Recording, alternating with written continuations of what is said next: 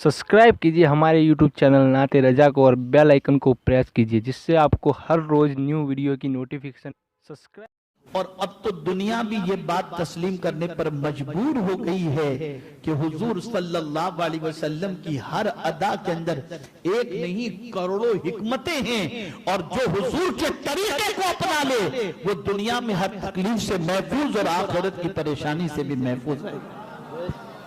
एक वाकया आपके सामने अर्ज करूं।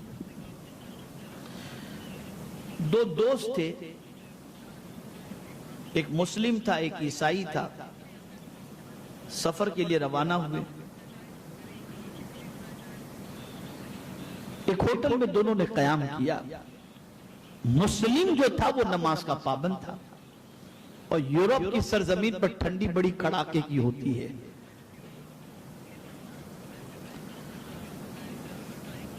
और स्नो भी होता है, बर्फबारी भी होती है। आदमी बहुत परेशान होता है बस औकात कि वुजू किस तरीके से करे। और अगर आप 100-200 साल पीछे चले जाएं तो उस वक्त काफी तकलीफें थी, अब तो काफी राहतें हैं।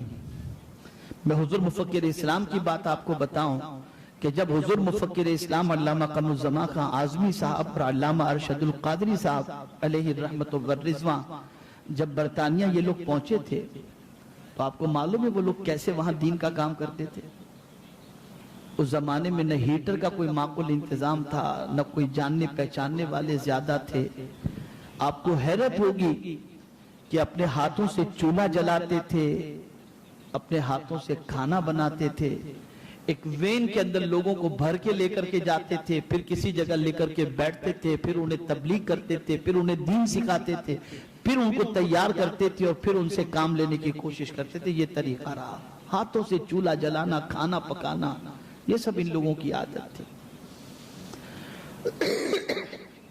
तो अब आप देखें, दो दोस्तों का मामला, कड़ाके की ठंडी, नल पर जो है बर्फ जमी हुई थी।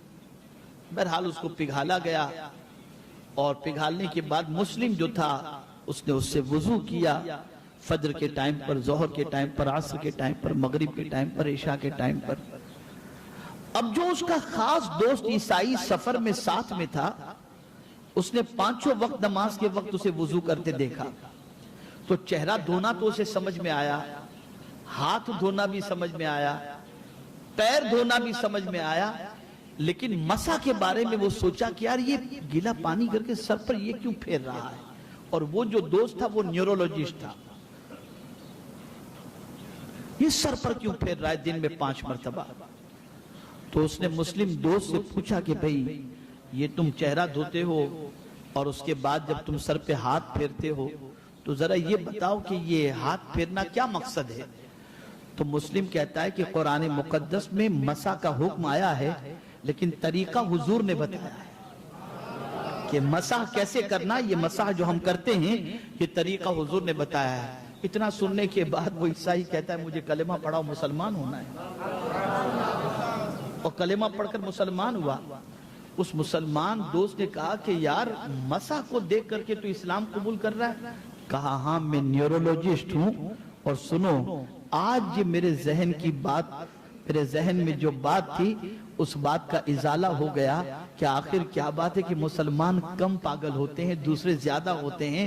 सुन लो, जो दिन में 5 मरतबा अपने सर का इस तरह से मसा कर ले वो पागल नहीं होता। तुम्हारे नबी की इस तालीम से मैंने ये इकरार कर लिया कि जो नबी अपनी उम्मत को पागलपन से बचाने के लिए ये तरीका अता करता हो, और वो भी 1300-1400 साल पहले, वो नबी ही हो सकता है, कोई और नहीं हो सकता। इसलिए कलमा पढ़ाओ मुझे। नारे तकबीर, नारे रिसालत, जश्न आमदे रसूल, अमीरे सुन्नी दावते इस्लामी। नारे तकबीर, नारे रिसालत। ये तबाही इसलिए आई कि हमने अंग्रेजों का तरीका अपना लिया और हुजूर का तरीका छोड़ दिया। बल्कि अगर ये कहूं तो गलत न होगा कि अंग्रेजों की बदअखलाकी हमने अपना ली और हुजूर के अखलाक को हमने पसीन पुश रख दिया। अपनाओ हुजूर के अखलाक को।